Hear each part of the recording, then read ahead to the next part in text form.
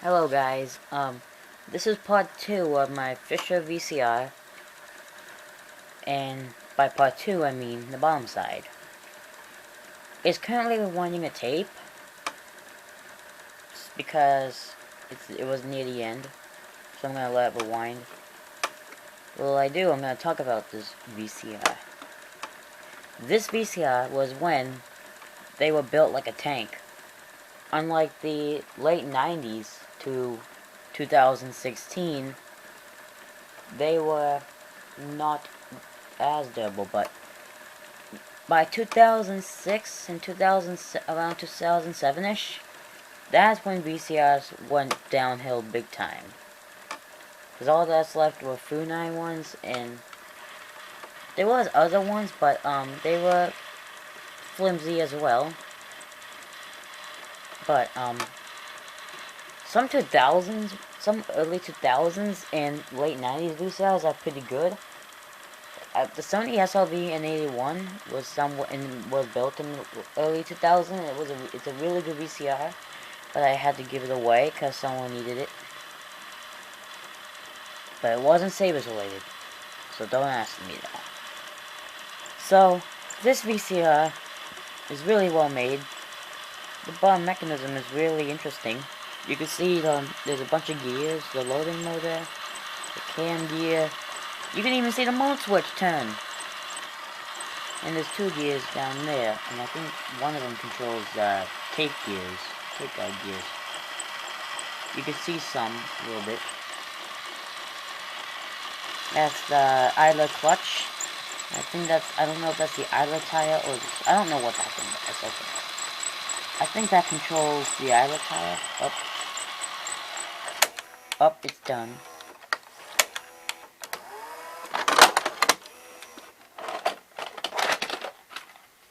There. Idler tire's in really good condition. But as you can see, there's some goo left over from the old belt. I got some on me too. You can see. Goddamn VCR crap. Who cares? It's not harmful, so that's good. It's just melted rubber. Here's the bottom side of the video head drum. Most VCRs from the late 70s, like from 1979 to the mid 90s, there was only VCR heads motors were normally on the bottom. Even some mid 90s VCRs have some on the top. That's when tape heads starts to get a little bit noisier. Since the VHS head, the VCR head's on the top now, you could hear the VCR head while making some noise while you watch a movie, which is kind of annoying. Maybe that's one reason why people switch to DVD. A lot of people say, I say go with VCRs from before 95. Well, I think yes and no. Because some late 90s and early 2000s VCRs are pretty good. But I wish I had a Panasonic Hi-Fi VCR from the 80s. With the mechanism similar to my,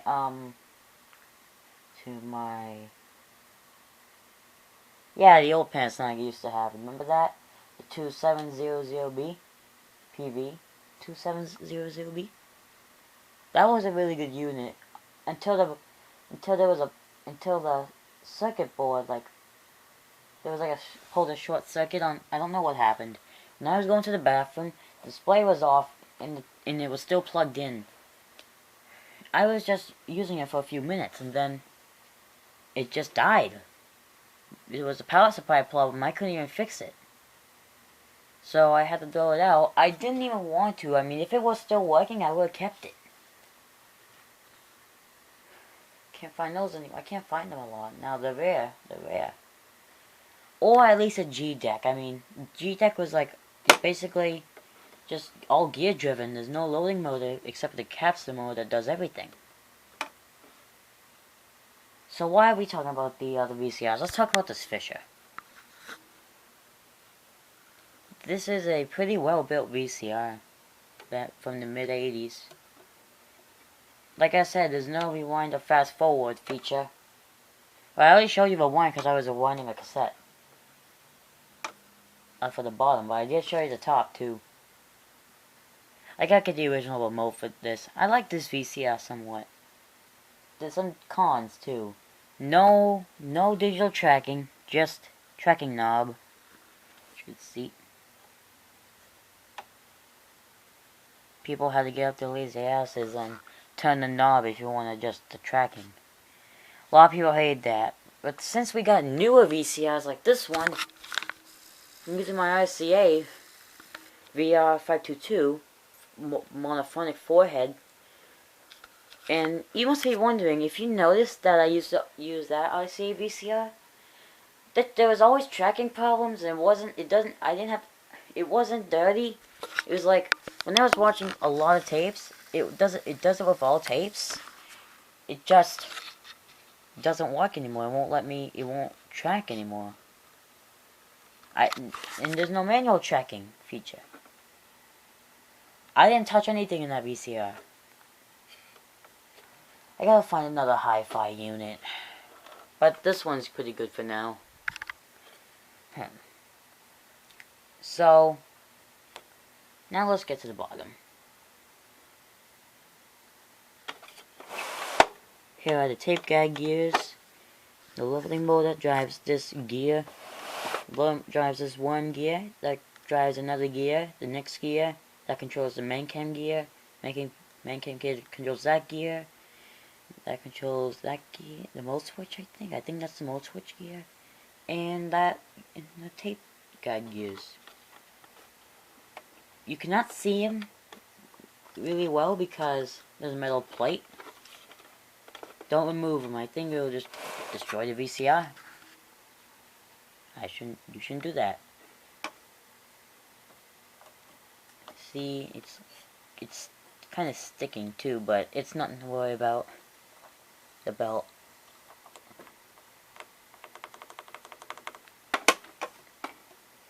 So now I'm gonna insert a tape.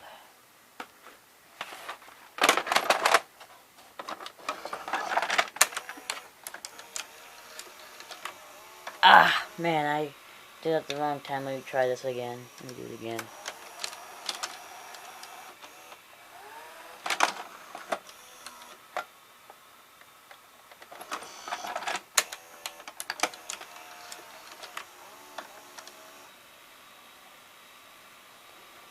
The tape loading mechanism on this thing is just too damn cool. Now let's do the eject.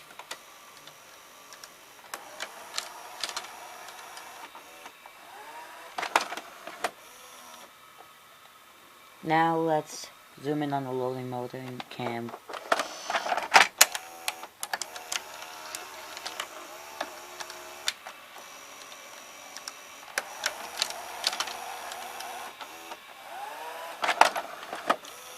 I forgot to mention on the top side, there's a separate motor that pulls the tape into the VCR.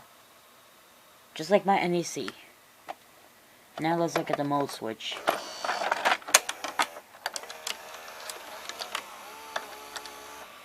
Oh, that's the mode switch gear. I see it now. Let's press stop. It unloads the tape. Goes clockwise.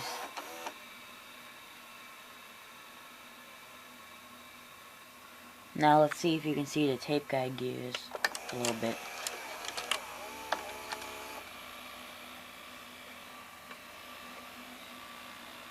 I don't know what that thing does. Okay. That might control the idlers. Might control the rewind and fast forward.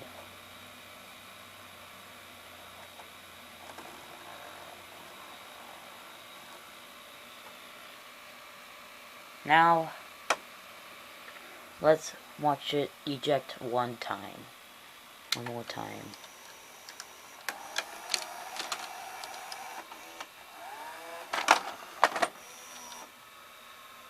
I don't know what this little gear does right there.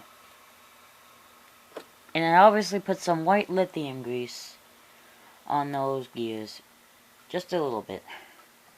And there's actually some grease on there, which is okay. So that is it for this video. Please like, comment, and subscribe, and peace out.